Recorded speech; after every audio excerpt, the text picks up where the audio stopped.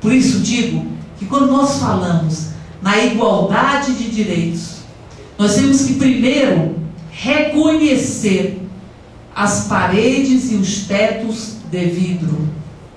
Porque muitas vezes a mulher não consegue alçar a condição de primeira gestora na empresa e o teto é de vidro. E se o teto é de vidro, ninguém vê.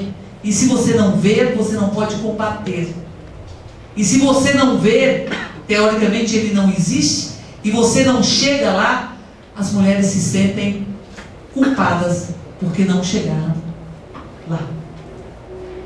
É preciso identificar os tetos e as paredes de vidro, para que eles tenham visibilidade, e para que nós possamos desconstruir uma culpa, que é um profundo processo de dominação.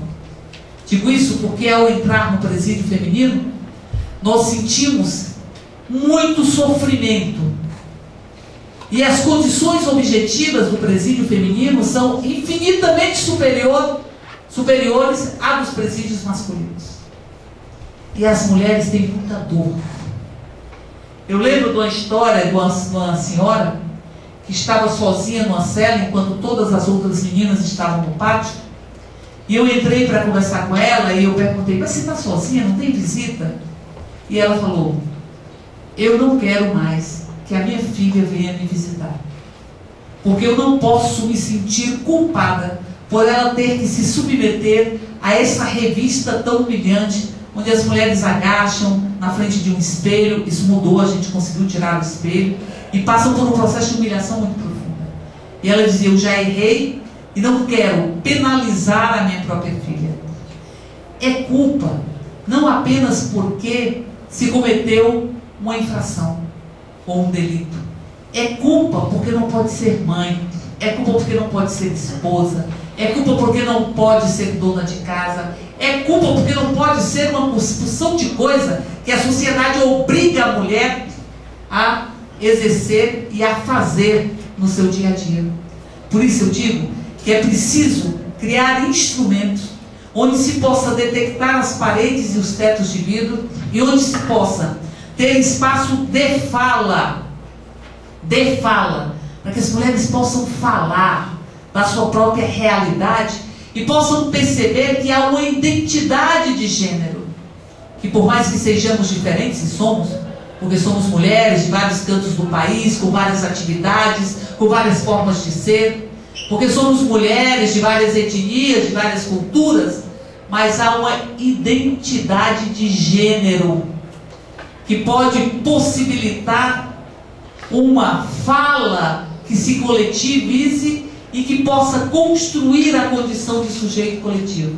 Existe uma pesquisa aqui, numa cidade do DF, que indica que 74% das mulheres têm sofrimento psíquico profundo, porque sofrem com a violência doméstica, porque sofrem porque estão perdendo seus meninos para as drogas, para as balas, porque sofrem porque não se sentem realizadas, sofrem caladas, porque não há espaço e não há política pública nesta cidade para que nós possamos lidar com o sofrimento e para que nós possamos construir espaço para que se possa pontuar e reafirmar as identidades. E eu falo da questão da identidade porque eu penso que a gente tem desafios do século XVIII somados a desafios do século XXI, e temos que dar conta de todos eles. Porque nós temos hoje a necessidade de universalização das políticas públicas, mas já não nos basta as políticas públicas universalizadas sem que se abra um espaço para que as identidades possam ser afirmadas. Nós queremos as políticas públicas universais, mas queremos que haja um recorte de gênero, que as pessoas não percam as suas condições e a sua identidade dentro de uma política pública. Por isso nós defendemos que todas as políticas públicas tenham um recorte de gênero. Que se vai trabalhar a política de desenvolvimento social, tem que ter recorte de gênero. De saúde, tem que ter recorte de gênero. Educação, tem que ter recorte de gênero. Nós temos que ter políticas públicas transversais, ou uma transversalidade na discussão de gênero, com todas as políticas públicas e a construção de espaço de identidade. E digo isso porque nós vivemos um grande dilema, meio shakespeariano, eu acho, que é ser ou não ser. Nesta etapa da humanidade, eu penso que a mão invisível do mercado invadiu a cidadania das nossas intimidades e capturou os nossos próprios desejos. Se a gente entrar no CAD, por exemplo, nós vamos ver uma temerária semelhança entre os adolescentes. Eles falam da mesma forma, eles têm a mesma postura corporal, eles têm histórias muito parecidas e eles desejam as mesmas coisas. É como se o desejo não fosse construído a partir das tuas experiências, mas eles fossem construídos pelo mercado e fossem engolidos. Então, nesta etapa, a discussão de reforçar as singularidades, abrir espaço para a vivência das diferenças e a igualdade de direitos é absolutamente fundamental. Absolutamente fundamental. Porque nós vivemos uma coisificação.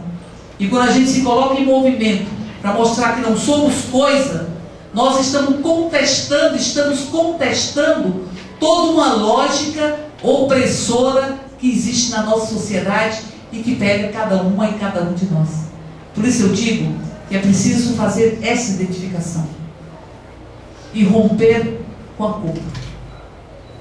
Eu falo isso porque as mulheres, eu fui 8 anos na Comissão de Direitos Humanos da Câmara Legislativa e sou da Comissão de Direitos Humanos da Câmara Federal hoje. As mulheres chegam na comissão para fazer denúncia de violação de direitos se sentindo culpadas. Muitas vezes se sentem culpadas porque foram vítimas de violência doméstica, se sentem culpadas porque perderam seus meninos para as grades. Mulheres falam, e chega um determinado momento, elas dizem: aonde foi que eu errei? Porque a sociedade culpabiliza as mulheres também pelo que acontece com seus próprios filhos. E esse processo de culpa, ele tem que ser vencido e superado para que nós possamos construir uma outra realidade, onde não haja nenhuma forma de violência. Nós convivemos ainda com muita violência. A violência de gênero e a violência doméstica, ela atinge todas as classes sociais. Todas as classes sociais. Ela fica mais exposta e quem precisa e demanda mais políticas públicas, que expõe mais a violência, mas ela atinge todas as classes sociais. E a violência de gênero, a violência doméstica, ele é um processo muito doloroso, porque o seu algoz é o objeto do seu amor, do seu afeto e do seu desejo. Porque quando a gente escolhe alguém para viver com a gente pode até separar. Mas ninguém escolhe ninguém para viver com a gente pensando que vai separar. E começam as relações e muitas vezes a imposição do outro. Há o questionamento sobre a forma como você se veste, há o questionamento sobre com quem você anda, como você fala, com quem você se relaciona, com o que você faz. E muitas vezes as mulheres vão cedendo. Eu lembro da música do Roberto Carlos, chamada Ciúme de Você, que não é da época de vocês, mas é da minha época. E ele diz assim: ciúme de você, eu te amo tanto, tanto, tanto, que eu não quero que você vista esse vestido, eu não quero que você saia com tal pessoa. É amor, é amor, por isso eu tenho ciúme de você. E a mulher vai cedendo muitas vezes ao que é imposto ou o que é falado ao desejo do outro, e vai perdendo a condição de ser alguém. E ela cede, e quando ela olha dentro dela, já não tem mais ninguém. Tem apenas o espelho do desejo do seu companheiro. Nós tivemos 2 mulheres na Comissão de Direitos Humanos que nós tivemos que encaminhar para o programa de proteção às vítimas e testemunhas. Porque sob a Lei Maria da Penha, porque já tínhamos a Lei Maria da Penha, que é de 2006, nós não conseguíamos assegurar que essas mulheres ficassem aqui sem risco para a sua própria integridade física. 2 mulheres, uma professora e uma profissional da saúde. Uma professora que tinha tido a mandíbula quebrada, o braço quebrado, que vivia uma história de 12 anos de violência. Calada. Porque a violência, ela é crescente. Só que ela não cresce linearmente, como quem sobe uma escada. Ela cresce em espiral. A violência, quando ela é mais intensa, muitas vezes o homem se arrepende, chora, presenteia, diz que nunca mais vai fazer isso, diz que foi porque bebeu demais, porque aconteceu um problema na empresa, porque fez isso, porque foi aquilo. Mas, como a mulher cede e há uma invasão da sua própria condição humana e de sujeito, ela vai sendo, cada dia que passa, mais invadida. E por isso a violência, ela é sempre crescente. Isso com a lei Maria da Penha. Essa professora, que o marido estava sob medida de proteção, que a lei prevê, ele não podia chegar a menos de 1000 metros dela, e ele não respeitava. E ele a arrancou pelos cabelos e a arrastou pelos cabelos na escola dos filhos. Ele quebrou todos os dentes do filho, porque o filho não disse onde a mãe estava. Ele entrou em casa, incendiou o guarda-roupa dela, para que ela não pudesse vestir as roupas que ele achava que ela vestia para conquistar outra pessoa. Furou os pneus do carro e passou a persegui-la. E nós dissemos para ela: nós vamos tentar ver se ele fica preso. Ele foi por 2 vezes preso, e por 2 vezes ele conseguiu a liberdade. Ela fez 8 boletins de ocorrência na delegacia de Ceilândia ou Taguatinga. Nenhum deles teve prosseguimento. Nenhum deles. As prisões vieram da delegacia de atendimento à mulher, na DEAN, especializada, que tem um outro olhar. E eu disse para ela: nós vamos tentar fazer que você fique aqui, mas nós vamos paralelamente conversar com o pessoal do Provida, do Programa de Proteção a Testemunhas, porque nós temos que assegurar a sua integridade física. E ela foi embora. E aí eu tinha um misto de felicidade e de tristeza, porque eu penso, uma lei que por si só nenhuma lei assegura direito, mas é instrumento para assegurar direitos. A Lei Maria da Penha foi fruto de 2 anos de discussão, com muita dor. Ela foi tecida com a dor de milhares de mulheres, foi tecida com a esperança de milhares de mulheres. E nós tínhamos uma lei que não conseguia evitar a violência contra uma mulher.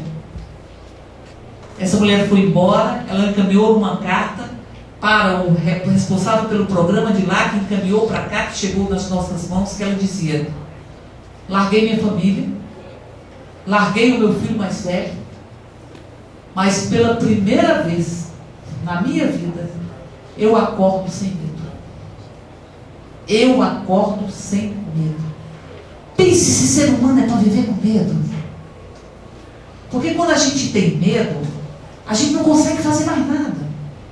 O medo é um sentimento que toma conta da gente e que deixa a gente em estado de alerta, e que a gente não consegue desfrutar do que está em volta de nós mesmos. E pense no que é medo de voltar para casa. Porque o da Mata diz que a casa é o lugar onde a gente é gente, onde a gente resgata identidades, relações. Porque na rua a gente é anônimo. Em casa a gente tem nome, tem história, tem sentimentos, tem afeto. Por isso nós queremos voltar para casa todos os dias. Queremos que os nossos meninos voltem para casa todos os dias. E pense o que é não querer voltar para casa. E pense o que é chegar em casa e achar muito bom, porque por algum motivo o seu marido ou companheiro ainda não chegou. Pense no que isso significa. Pense no que é você ter uma lei como a Lei Maria da Penha, que diz que o agressor tem que sair e não a pessoa, E você tem uma casa-abrigo, como nós temos aqui, que as mulheres foram despejadas da casa-abrigo. Porque simplesmente alguém disse que estava vencido o aluguel e ninguém se preocupou com isso. Isso é situação passada, já foi resolvido. Mas pense no que é uma casa-abrigo, onde as mulheres ficam com proteção policial e que não podem dar o endereço para ninguém, que é uma casa secreta, e que elas perdem toda a sua relação social e comunitária.